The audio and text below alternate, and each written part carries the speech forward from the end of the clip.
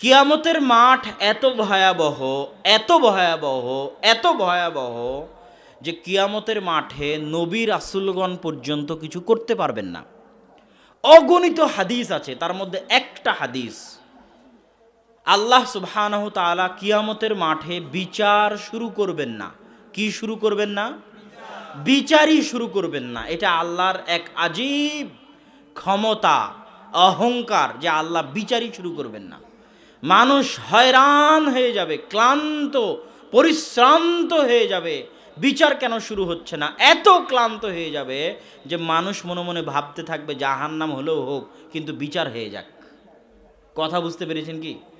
এত ক্লান্ত হয়ে যাবে মানুষ, মুমিনেরাও ক্লান্ত হয়ে যাবে, যেটা হয় হোক কিন্তু বিচার হোক। তখন মুমিনেরা ঘুরতে ঘুরতে আদম আলাইহিস সালামের নিকটে যাবে, বলবে আল্লাহ আপনাকে নিজে হাতে সৃষ্টি করেছে, আল্লাহ আপনাকে জান্নাতে রেখেছে, আপনি একটু আল্লাহর সাথে কথা বলেন না।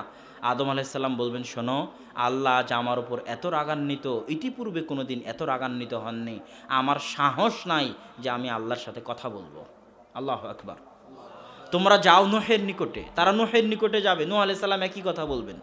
তোমরা যাও মুসার নিকটে, মুসা আলাইহিস সালাম একই কথা বলবেন। ইব্রাহিমের নিকটে ইব্রাহিম আলাইহিস সালাম একই কথা বলবেন। ঈসা আলাইহিস সালামের নিকটে ঈসা আলাইহিস সালাম একই কথা বলবেন। সবাই চলে আসবে মুহাম্মদ সাল্লাল্লাহু আলাইহি ওয়াসাল্লামের নিকটে। মুহাম্মদ সাল্লাল্লাহু আলাইহি ওয়াসাল্লামও সরাসরি ডাইরেক্ট আল্লাহর সাথে কথা বলা শুরু করবেন না। এর মাঠে আল্লাহর আত্মমর্যাদা, আল্লাহ সুবহানাহু তাআলার ক্ষমতা, আল্লাহ সুবহানাহু তাআলার দাম্ভিকতা, আল্লাহ সুবহানাহু তাআলার রাজত্ব, আল্লাহ সুবহানাহু তাআলার আত্মমর্যাদা এত বেশি থাকবে যে মুহাম্মদ সাল্লাল্লাহু আলাইহি ওয়াসাল্লামও ওই পর্যায়ে সরাসরি আল্লাহর সাথে কথা বলার সাহস করবেন না, তিনি সরাসরি সিজদায় পড়ে যাবেন। কতক্ষণ তিনি সিজদায় থাকবেন তা তিনি নিজেও জানেন না।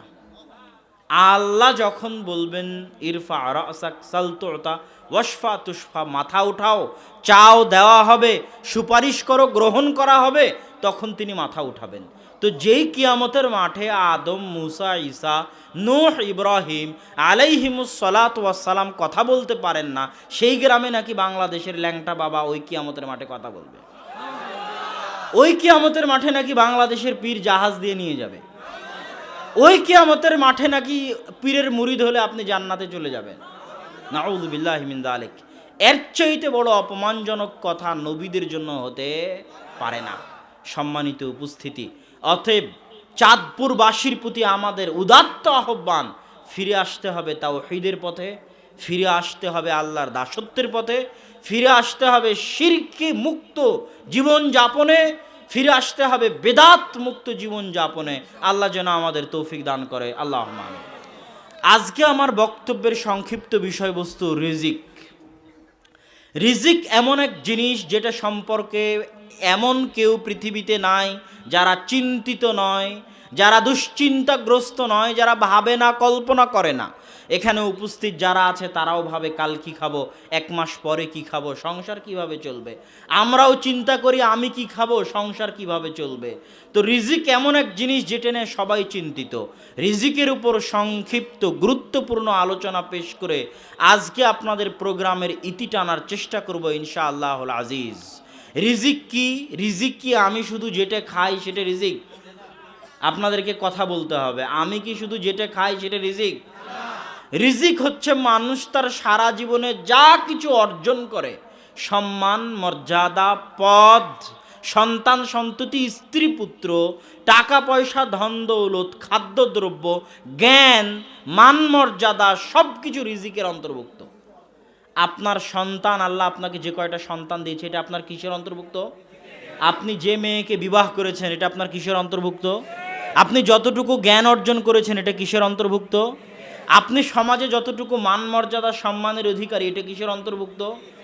আপনি যে পদে বসে আছেন এটা কিসের অন্তর্ভুক্ত? রিজিকের অন্তর্ভুক্ত। তারপরের মন্তব্য, রিজিক পৃথিবীর নিষ্ঠুর বাস্তবতার সাথে রিজিকের সম্পর্ক।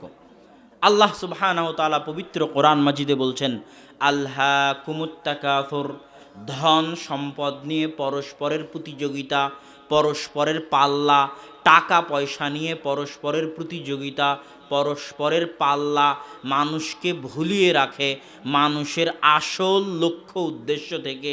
আল্হাকুমুত তাকাসুর, একটা ছোট বাচ্চা কাঁদতেছে, আপনি তার কান্না থেকে ভুলিয়ে রাখার জন্য তার হাতে মোবাইল দিলেন, সে কান্না ভুলে গেল, কি চাচ্ছিল সেটা ভুলে গেল।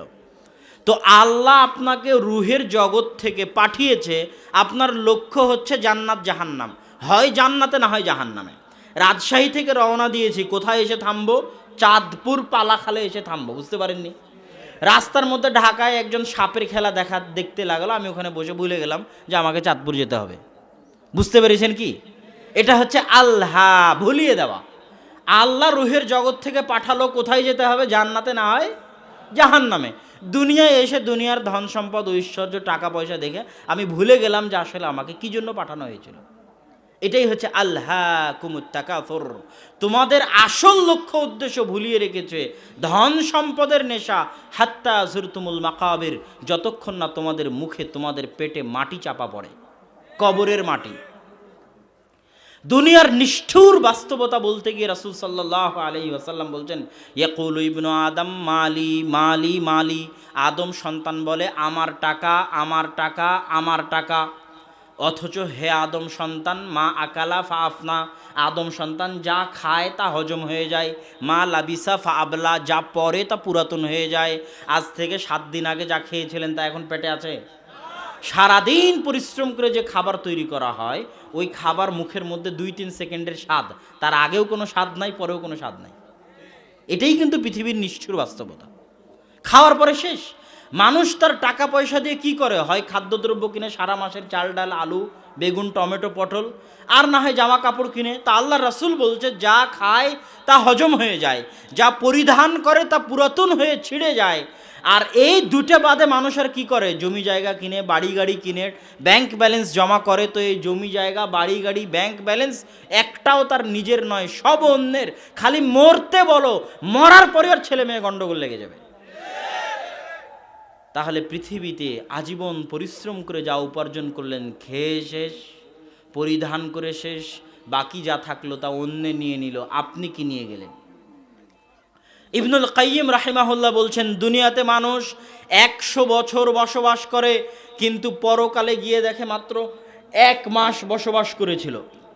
দুনিয়াতে মানুষ কোটি টাকার মালিক হয়, কিন্তু পরকালে গিয়ে দেখে মাত্র 100 টাকার মালিক ছিল দুনিয়াতে। ইবনুল কাইয়িম রাহিমাহুল্লাহ বলছেন কিভাবে? দুনিয়াতে সে 100 বছর বেঁচেছে ঠিকই, কিন্তু যতটুকু সময় আল্লাহর জন্য ব্যয় করেছে ওটা সারা জীবন জমা করলে 1 মাসের সমান হয় না। তাহলে আর আসল জীবন অতটুকুই যতটুকু আল্লাহর জন্য করেছিল। কোটি কোটি টাকা ইনকাম করেছে, কিয়ামতের মাঠে দেখে মাত্র 100 টাকার মালিক। মানে যতটুকু আল্লাহর সন্তুষ্টির জন্য ব্যয় করেছিল অতটুকুরই সে আসল মালিক, বাকি সব ফাও।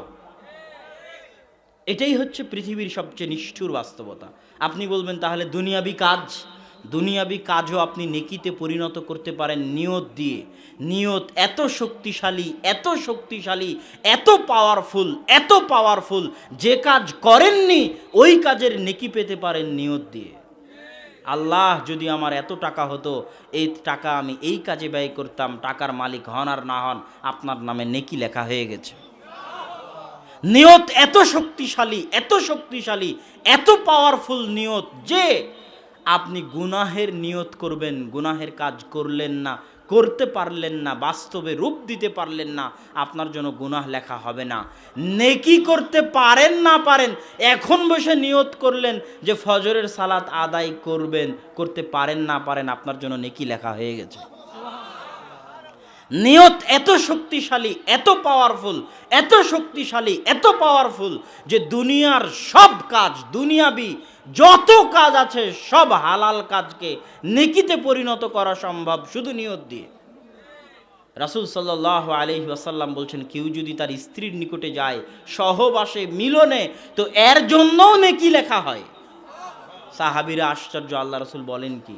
তখন রাসূল সাল্লাল্লাহু আলাইহি ওয়াসাল্লামের ভাষার সারমর্ম, ভাবার্থ এটা যে আল্লাহ সুবহানাহু ওয়া তাআলা এত দয়ালু, অরহমতওয়ালা, করুণাবিহীন সত্তা নন, এত অদয়ালু সত্তা নন যে কাজ হারাম পন্থায় করলে গুনাহ হবে ওই কাজ হালাল পন্থায় করলে তিনি নেকি দিবেন না, এত দয়ার অভাব আল্লাহর হয়নি। তো যেই জেনা মানুষ হারাম পন্থায় করলে গুনাহ হবে, সেটা যদি সে তার স্ত্রীর সাথে হালাল পন্থায় করে তো আল্লাহর দয়ার অভাব নয়, আল্লাহ এর জন্য নেকি দিবেন। কিন্তু নিয়ত থাকতে হবে যে আমি আমার লজ্জাস্থানের হেফাজতের জন্য বিবাহ করছি। এই নিয়ত আপনার সব কিছুকে নেকিতে পরিণত করে দিবে। এমনকি আপনার স্ত্রীর মুখে তুলে দেওয়া লোকমা আপনার জন্য সাদাকা হিসেবে গণ্য হবে। আপনার সন্তানের জন্য খরচ করা টাকা সাদাকা হিসেবে গণ্য হবে। আপনি আগে দুনিয়ার জন্য ব্যবসা করতেন, আজকে থেকে ব্যবসা করবেন দিনের জন্য, যাতে আরও বেশি টাকার মালিক হতে পারেন, আরও বেশি আল্লাহর রাস্তায় খরচ করতে পারেন। এই নিয়ত করা মাত্রই সকাল থেকে সন্ধ্যা পর্যন্ত ব্যবসার পিছনে যত সময় দিবেন সব কি হবে বলেন তো? সব নেকি, সব নেকিতে পরিণত হবে। সম্মানিত উপস্থিতি, রিজিকের আলোচনা করছিলাম, দুনিয়ার নিষ্ঠুর বাস্তবতা। রাসূল সাল্লাল্লাহু আলাইহি ওয়াসাল্লাম বলছেন, রাসূল সাল্লাল্লাহু আলাইহি ওয়াসাল্লাম একদিন এক বাজারের পাশ দিয়ে যাচ্ছেন। বাজারের পাশে একটা মরা কান কাটা ছাগল পড়ে আছে, মৃত কান কাটা ছাগল। তো কান কাটা থাকার কারণে চামড়াও কোনো কাজে লাগবে না, কেন কাটা চামড়ার কোনো দাম নাই। রাসূল সাল্লাল্লাহু আলাইহি ওয়াসাল্লাম সাহাবীদেরকে বললেন, হে সাহাবীরা, হে সঙ্গী সাথীরা, হাল ইউহিব্বু আহাদুকুম আন ইয়াখুযা হাযা বিদিরহামিন, তোমাদের মধ্যে কেউ কি আছে যে এই কান কাটা ছাগলকে ক্রয় করবে 1 দিরহামের বিনিময়ে? সাহাবীরা বললেন, আল্লাহর রাসূল, ফ্রিতে দিলে, এমনিতে দিলেও তো আমরা এই মরা কান কাটা ছাগল নিব না। রাসূল সাল্লাল্লাহু আলাইহি ওয়াসাল্লাম বললেন, শোনো, এই মৃত কান কাটা ছাগলের মূল্য তোমাদের নিকটে যা, তোমাদের নিকটে যতটুকু মূল্যহীন, যতটুকু দামহীন, এই পৃথিবী আল্লাহর নিকটে তার চাইতেও মূল্যহীন, তার চাইতেও দামহীন। রাসূল সাল্লাল্লাহু আলাইহি ওয়াসাল্লাম বলছেন, এই পৃথিবীর যদি সরিষা সম পরিমাণ, মাছির ডানা পরিমাণ মূল্য আল্লাহর নিকটে থাকতো, তাহলে কোনো কাফের এক ঢোক পানি পান করতে পারতো না। আজকের পৃথিবীতে যত ধনী আছে সব কে? কাফেরই। বিল গেটস বলেন, মুকেশ আম্বানি বলেন, জ্যাকমা বলেন, আলিবাবা.com-এর প্রতিষ্ঠাতা, মাইক্রোসফটের প্রতিষ্ঠাতা, সব কি? সবাই অমুসলিম। সবাই কি পৃথিবীর শ্রেষ্ঠ ধনী? তো ধনী হওয়া মানে আল্লাহর ভালোবাসা। ইন্নাল্লাহ ইউতিদ দুনিয়া লিমান ইউহিব ওয়া মান লা ইউহিব, আল্লাহ যাকে ভালোবাসেন তাকেও দুনিয়া দেন, যাকে ভালোবাসেন না তাকেও দুনিয়া দেন। আল্লাহ ফেরাউনকে ভালো না বাসার পরেও ক্ষমতা দিয়েছেন, কারুন কাফের হওয়ার পরেও ধন সম্পদ দিয়েছেন, আবার দাউদ সুলাইমান মুমিন নবী হওয়ার পরেও তাদেরকে ক্ষমতা ধন সম্পদ দিয়েছেন। ইউসুফ আলাইহিস সালাম নিজে নবী, পিতা নবী, দাদা নবী, পরদাদা নবী হওয়ার পরেও তিনি কুয়াতে নিক্ষিপ্ত হয়েছেন, বাজারে কৃতদাস হিসেবে বিক্রি হয়েছেন, মানুষের বাড়িতে চাকর হিসেবে, গোলাম হিসেবে, কৃতদাস হিসেবে মানুষের বাড়িতে চাকর হয়ে মানুষের কথা শুনেছেন, নির্দেশ শুনেছেন। তখন তিনি নিজে নবী, তার বাপ নবী, তার দাদা নবী, তার পরদাদা নবী। মিথ্যা অপবাদ মাথায় নিয়ে জেলে গেছেন, 7 বছর জেল খেটেছেন। তখন তিনি নিজে নবী, তার বাপ নবী, তার দাদা নবী, তার পরদাদা নবী। তখন তার পিতা জীবিত, তার জন্য দোয়া করতে করতে চোখের পানি ফেলে চোখ অন্ধ হয়ে গেছে। পিতা ইয়াকুবের তার জন্য দোয়া চলতেছে, আর তিনি মানুষের বাড়িতে গোলাম, তিনি বাজারে কৃতদাস, মানুষের বাড়িতে চাকর, মাথায় মিথ্যা অপবাদ, 7 বছর জেলে। তো আল্লাহ কি ইউসুফকে ভালোবাসেন না? আল্লাহর ভালোবাসা পাওয়ার প্রমাণ হচ্ছে আল্লাহ আপনাকে তার আনুগত্য করতে দেয় কিনা।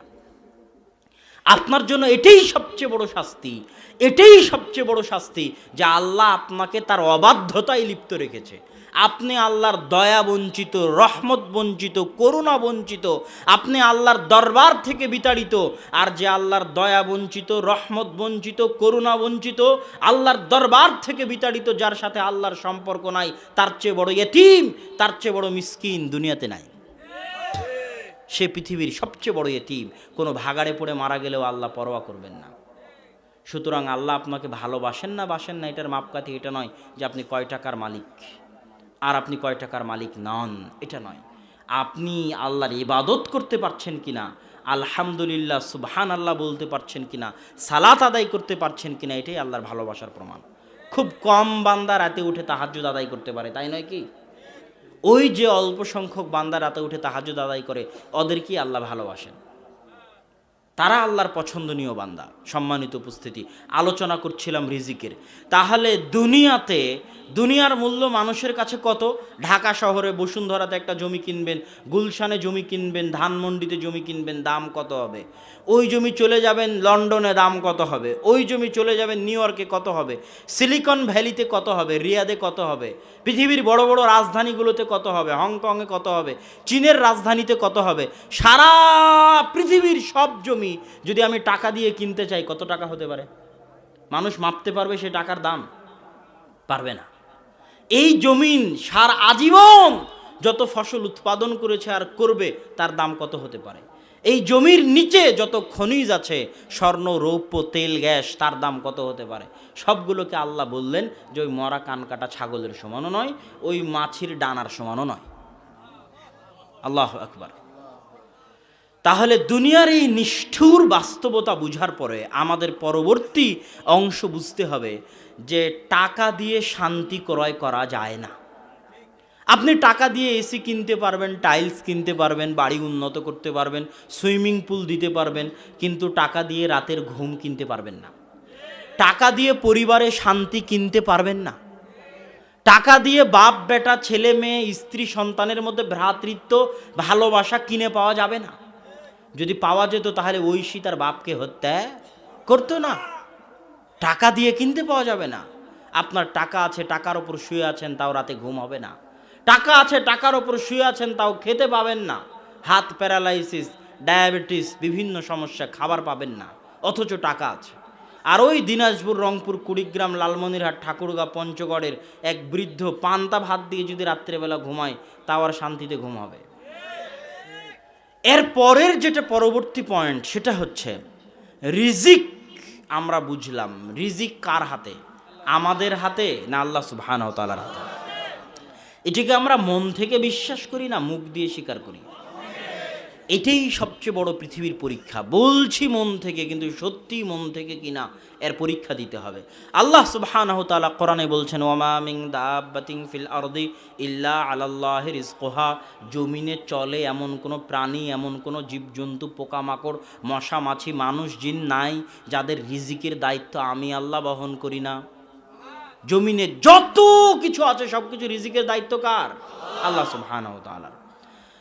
আল্লাহ সুবহানাহু ওয়া তাআলা হাদিসে কুদসি, আল্লাহর রাসূল বলছেন, আল্লাহ বলেন, ইয়া বানি আদম, হে আদমের সন্তানেরা শোনো, কুল্লুকুম জায়ে', তোমরা সবাই ক্ষুধার্ত।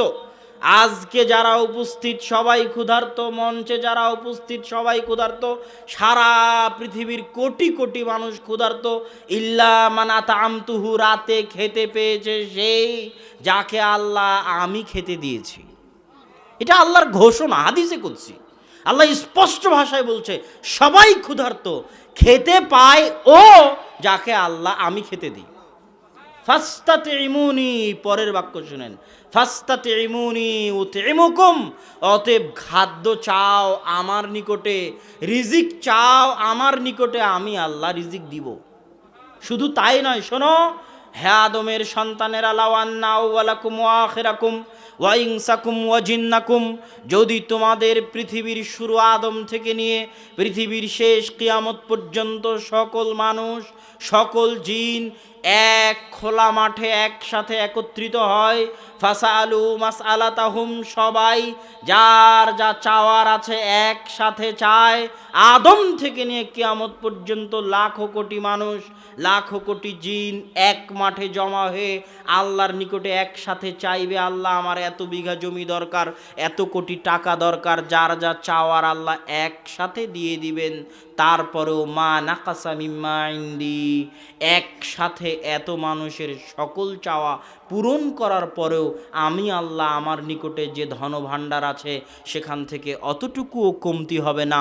একটা সুঁই সমুদ্রে ডুবানোর পরে উঠালে ওই সুঁইয়ের সাথে লেগে থাকা পানির কারণে সমুদ্রের পানিতে যতটুকু কমতি সৃষ্টি হয়, আদম থেকে নিয়ে কিয়ামত পর্যন্ত এত মানুষ, এত জিনকে এক মাঠে একসাথে সকলের সকল চাওয়া একবারে পূর্ণ করার পরেও আমার ধনভাণ্ডারে অতটুকু কমতি সৃষ্টি হবে না।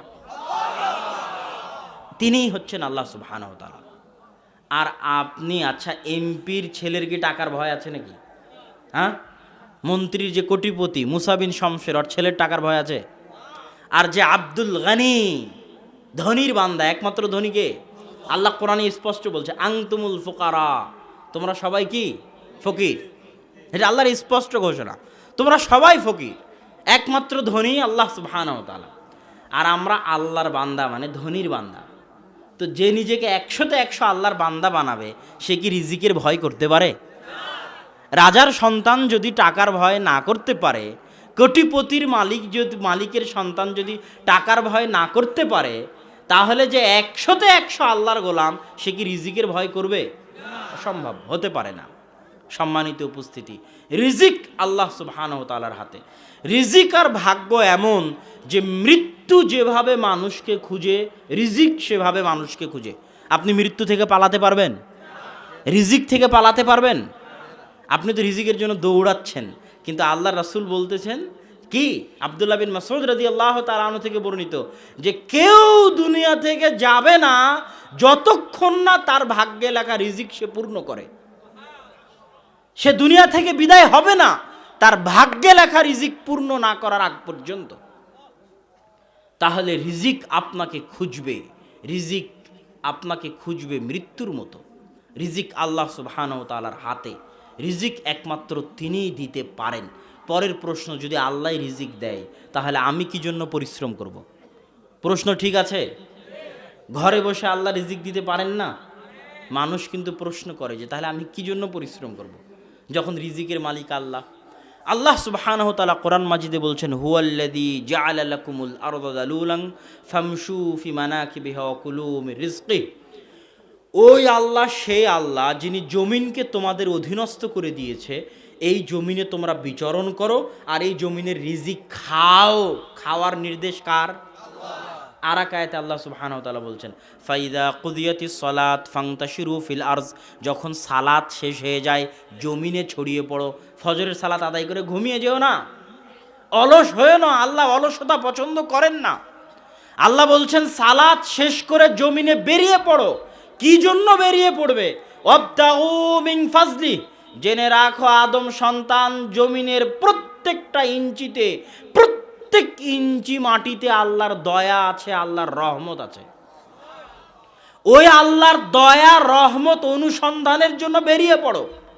যে সালাত শেষ করার পর ঘুমিয়ে যাবে, অলসতা অবলম্বন করবে, ঘরে শুয়ে থাকবে, রিজিকের অনুসন্ধান করবে না, ও লাট সাহেব আল্লাহর দয়ার মূল্যায়ন জানে না। ও অহংকারী, যে আল্লাহর দয়ার পিছনে ছুটতে চায় না। আল্লাহ বলছে সালাত শেষে বেরিয়ে পড়ো। কেন জমিনে বেরিয়ে পড়বে? জমিনের প্রতি ইঞ্চি মাটিতে আমি আল্লাহ, আমার দয়া আছে, ওই দয়া অনুসন্ধানের জন্য বেরিয়ে পড়বে। একটা টাকা যদি হালাল উপায়ে ইনকাম করার রাস্তা থাকে, ওই 1 টাকা উপার্জন করার চেষ্টা করা আপনার জন্য জরুরি। দাউদ আলাইহিস সালাতু ওয়াস সালাম গোসল করছেন, আসমান থেকে স্বর্ণের বৃষ্টি হচ্ছে। দাউদ আলাইহিস সালাম গোসল বাদ দিয়ে স্বর্ণ কুড়াতে গেছে। দাউদ আলাইহিস সালামের কি টাকার এতই অভাব? আল্লাহ যে সমস্ত নবী রাসূলকে সবচেয়ে বেশি ক্ষমতা আর সবচেয়ে বেশি ধন সম্পদ দিয়েছিলেন, তাদের একজন দাউদ আর সুলাইমান, বাপ বেটা আলাইহিমাস সালাতু ওয়াস সালাম। তো দাউদ আলাইহিস সালামের টাকার অভাব নয় যে গোসল বাদ দিয়ে স্বর্ণ কুড়াতে যেতে হবে। দাউদ আলাইহিস সালাম কেন গেলেন?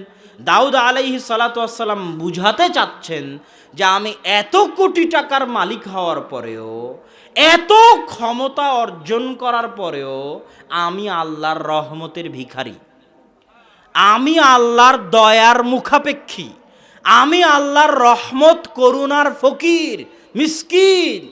কোটি টাকার মালিক হওয়ার পরেও, 100 বিঘা সম্পত্তির মালিক হওয়ার পরেও, পৃথিবীর সকল ক্ষমতার মালিক হওয়ার পরেও আমি আল্লাহর দয়ার ভিখারি, আল্লাহর রহমতের ভিখারি। ওই জন্য কুড়াতে গেছেন স্বর্ণ। কেন? ওই স্বর্ণটা কার দয়া? আল্লাহর দয়া। তাহলে একটা রিক্সাওয়ালাকে আমি বললাম পালাখাল যাব, ও পায়ের উপর পা তুলে বলে যে আমি যাব না, আমার যা ইনকাম করার তা হয়ে গেছে, আজ বাড়ি চলে যাব। বৃদ্ধির উপায় কোরআন এবং হাদিস অনুযায়ী, রিজিক বৃদ্ধির ক্ষেত্রে কোরআন হাদিসে যে কথাটা সবচেয়ে বেশি এসেছে সেটা হচ্ছে বরকত। কি বলেন তো? বরকত মানুষ বুঝে না। বরকত কি? বরকত কিভাবে পাওয়া যায় তাও মানুষ বুঝে না। পৃথিবীর সকল বরকতের একমাত্র উৎস কোথায়? আল্লাহ সুবহানাহু ওয়া তাআলা। আল্লাহ এবং আল্লাহর সাথে সম্পৃক্ত যা কিছু আছে তা সবই বরকত। যেমন আল্লাহর সাথে সম্পৃক্ত হচ্ছে আল্লাহর নাম। আপনি আল্লাহর নাম নিয়ে খাবেন, কি হবে? রাসূল সাল্লাল্লাহু আলাইহি ওয়াসাল্লাম বলছেন, কেউ যদি বিসমিল্লাহ বলে না খায় তার সাথে শয়তান খাবে। আল্লাহর নাম হচ্ছে আসসালাম, শান্তি। কেউ যদি বাড়িতে প্রবেশ করার সময় আল্লাহর নাম না নেয়, আসসালামু আলাইকুম না বলে, শয়তান ঘোষণা দেয়, শোনো, এই বাড়ি তোমাদের থাকার জায়গা, এই বাড়ি তোমাদের খাওয়ার জায়গা, এই বাড়িতে থাকো আর খাও। আর যেই বাড়িতে শয়তান থাকে ওই বাড়ি থেকে বরকত পালায়। শয়তান আর বরকত মুখামুখি, বিপরীত। যেখানে শয়তান আছে ওখানে বরকত নাই, যেখানে শয়তান আছে ওখানে ফেরেশতা নাই, যেখানে ফেরেশতা আছে ওখানে বরকত আছে, যেখানে শয়তান আছে ওখানে বরকত নাই। রাসূল সাল্লাল্লাহু আলাইহি ওয়াসাল্লাম বলছেন, লা তাদখুলুল মালায়েকা ফি বাইতিন, ওই বাড়িতে রহমতের ফেরেশতা প্রবেশ করবে না যেই বাড়িতে বাপের ছবি ঝুলানো আছে সম্মানের সাথে, যেই বাড়িতে বিদেশ থেকে কিনে আনা আছে ঘোড়া হরিণ, স্বর্ণের ঘোড়া হরিণ কিনে শোকেজে সাজিয়ে রাখা আছে, ওই বাড়িতে রহমতের ফেরেশতা প্রবেশ করবে না। মানে ওই বাড়িতে কি নাই? বরকত নাই। কি নাই? বরকত নাই। ওই বাড়িতে শয়তানের বসবাস। কাদের বসবাস? শয়তানের বসবাস। সম্মানিত উপস্থিতি, বরকত পাবো আল্লাহ আর আল্লাহর সাথে সম্পৃক্ত যা কিছু আছে। একটা আল্লাহর নাম, আর একটা আল্লাহর বাণী। আল্লাহর বাণী কোনটা বলেন তো? কোরআন। কোরআনবিহীন জীবন অন্ধকার জীবন। কোরআনবিহীন জীবন পশু প্রাণীর জীবন। কোরআনবিহীন জীবন কুকুর শৃগালের জীবন। কোরআনবিহীন জীবন কুকুর শুকুরের জীবন। কোরআনবিহীন জীবন গরু ছাগলের জীবন। মানুষ মুসলমানের জীবন কোরআনবিহীন হতে পারে না। কোরআনবিহীন বাড়ি অন্ধকার বাড়ি। কোরআনবিহীন বাড়ি বরকতবিহীন বাড়ি। কোরআনবিহীন বাড়ি রহমতবিহীন বাড়ি। কোরআনবিহীন বাড়ি শয়তানের বাড়ি। কোরআনবিহীন বাড়ি কবর, কবরের মতো অন্ধকার, যে বাড়িতে কোরআন তেলাওয়াত হয় না। মুসলমানের মরা উচিত নয় কোরআন না শিখে।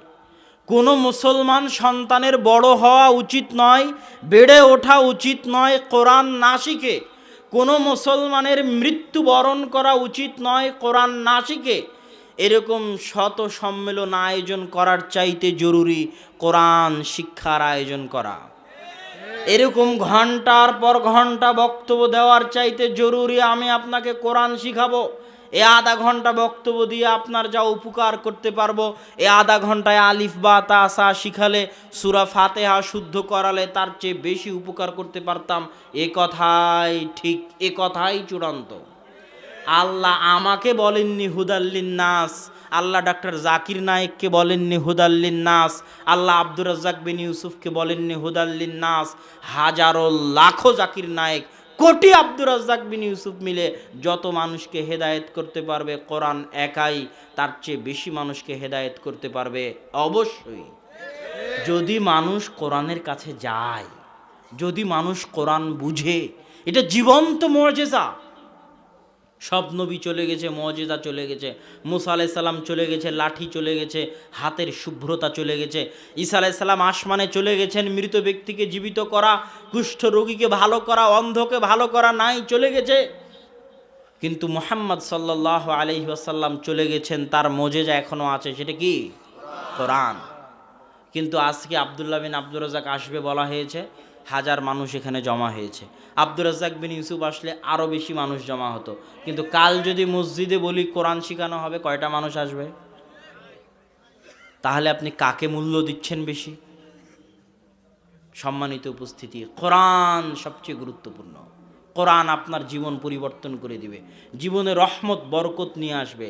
আজ থেকে প্রতিজ্ঞা করেন, যারা কোরআন জানেন না তারা কোরআন শিখবেন। কি বলেন? আর যারা কোরআন জানেন তারা অন্তত পক্ষে দিনে কিছুই না পারলে সূরা ইখলাস 3 বার পাঠ করবেন। ইনশাআল্লাহ বলেন ইনশাআল্লাহ। আল্লাহ আপনাদেরকে কবুল করুক, আল্লাহুম্মা আমিন। তাহলে টাকা পয়সায় বরকত হবে কি দিয়ে বলেন তো? কোরআন দিয়ে। বাড়িতে বরকত হবে কি দিয়ে? বাড়িতে শান্তি আসবে কি দিয়ে? কোরআন দিয়ে। আসসালামু আলাইকুম দিলে বাড়িতে শান্তি আসবে। বিসমিল্লাহ বলে খেলে, বিসমিল্লাহ বলে দরজা বন্ধ করলে, কোরআন তেলাওয়াত করলে বাড়িতে শান্তি আসবে। পরের পর্ব, রিজিক কিভাবে বৃদ্ধি পাবে। 1, আল্লাহ ভীরু এবং আল্লাহর প্রতি ভরসা, আল্লাহকে ভয় করা এবং আল্লাহর উপর ভরসা করার ক্ষেত্রে কোরআনে বলা হয়েছে যে আল্লাহকে ভয় করবে এবং আল্লাহর উপর ভরসা করবে, আল্লাহ তার রিজিকের ব্যবস্থা করে দিবেন মিন হাইসু লা ইয়াহতাসিব, এমন জায়গা থেকে যে সে কল্পনাও করতে পারবে না যে কোথায় থেকে তার রিজিক হবে। দুই, আল্লাহর নিকটে ক্ষমা চাওয়া। ওমর রাদিয়াল্লাহু তাআলা আনহু একদিন বৃষ্টি প্রার্থনার জন্য বের হলেন, বৃষ্টি প্রার্থনার সালাত আদায় করবেন। বৃষ্টি প্রার্থনার জন্য বের হয়ে তিনি মানুষকে বললেন, তোমরা ক্ষমা চাও, আল্লাহর নিকটে ক্ষমা চাও, ক্ষমা চাও। তাবিরা বলতেছে, ওমর রাদিয়াল্লাহু তাআলা আনহু, আপনি বৃষ্টি না চেয়ে ক্ষমা চাইতে বলেন কেন? তখন তিনি কোরআনের আয়াত তেলাওয়াত করলেন, ফাকুলতুস্তাগফিরু রাব্বাকুম ইন্নাহু কানা গাফফারা ইরসিলিস সামা আলাইকুম মিদরারা। তোমরা আল্লাহর নিকটে ক্ষমা চাও, ক্ষমা চাইলে আল্লাহ আসমান থেকে মুষলধারে বৃষ্টি বর্ষণ করবেন, তোমাদের ধন সম্পদ সন্তান সন্ততিতে বরকত দিবেন। আল্লাহু আকবার। তৃতীয় যে জিনিস আপনার ধন সম্পদ বাড়াতে পারে সেটা হচ্ছে সাল্লাল্লাহু আলাইহি ওয়াসাল্লাম বলছেন, মান সাররাহু আন ইউবসাতা লাহু ফি রিজকি, যে চায় তার রিজিক বাড়িয়ে দেওয়া হোক, তার রুজি বাড়িয়ে দেওয়া হোক, সে যেন আত্মীয়তার সম্পর্ক রক্ষা করে। আপনি সহি আকীদায় এসেছেন, আপনার ভাই আসেনি, সম্পর্ক ছিন্ন করে দিবেন? আপনি সহি আকীদায় এসেছেন, আপনার বাপ শাহজালালের কবরে গিয়ে সিজদা দেয়, সম্পর্ক ছিন্ন করে দিবেন? হেরাক্লিয়াসকে আল্লাহ রাসূল বলেনি চিঠিতে লেখার সময়, হেরাক্লিয়াসের কাছে আল্লাহ রাসূল চিঠি লিখছেন, চিঠিতে আল্লাহ রাসূল বলেননি, হে কাফের হেরাক্লিয়াস, আমি তোমাকে ইসলামের দাওয়াত দিচ্ছি। আল্লাহ রাসূল লিখেছেন, হে মহান রোমান অধিপতি হেরাক্লিয়াস, সম্মান দিয়ে সম্বোধন করেছে। ফেরাউনের চেয়ে বড় কাফের দুনিয়াতে আছে? ফেরাউনের কাছে যখন দাওয়াত দিতে পাঠিয়েছে মুসাকে, তখন আল্লাহ কি বলেছে? গিয়ে বলবা, এই কাফের ফেরাউন, তোকে ইসলাম গ্রহণ করতে হবে। হ্যাঁ না, আল্লাহ বলেছে নরম ভাষায় কথা বলো। এখন আপনি যদি রাত দিন গালি দেন, উমুক বেদাতি, তুমুক মুশরিক, উমুকের জন্য দোয়া করা যাবে না, তুমুকের মৃত্যুতে খুশি হতে হবে, তুমুকের জন্য এটা করতে হবে, অমুকের জন্য এটা করতে হবে, উমুকের হেদায়া আগুনে জ্বালিয়ে দেব, উমুক ইবলিস, এভাবে যদি গালিগালাজ করেন, দাওয়াত দিতে পারবেন? বাপ কবরে যায় তাই বাপের সাথে সম্পর্ক ছিন্ন করে দিয়েছেন। যতই আপনার আকীদা বিশুদ্ধ হোক, আপনার ধন সম্পদে বরকত হবে না। বাপ মুসলমান আছে, কাফের যদি হয়ে যায়, মুশরিক যদি হয়ে যায়, হিন্দু যদি হয়ে যায়, তবুও বাপের সম্মান রক্ষা করতে হবে, বাপের সাথে ভালো ব্যবহার করতে হবে, আত্মীয়তার সম্পর্ক রক্ষা করতে হবে, তাদের সাথে ভালো ব্যবহার করতে হবে। যতক্ষণ না আল্লাহ বিরোধী কোনো আদেশ দিয়েছে, ততক্ষণ বাপের সম্মান, আত্মীয়তার সম্পর্ক রক্ষা করতে হবে, না হলে রুজি রুটি কমে যাবে, রুজি রুটিতে বরকত থাকবে না। রুজি রুটিতে বরকত হওয়ার চতুর্থ এবং পঞ্চম বড় বিষয়, বিবাহ করা, অত্যাধিক সন্তান নেওয়া, আল্লাহর রাস্তায় দান করা।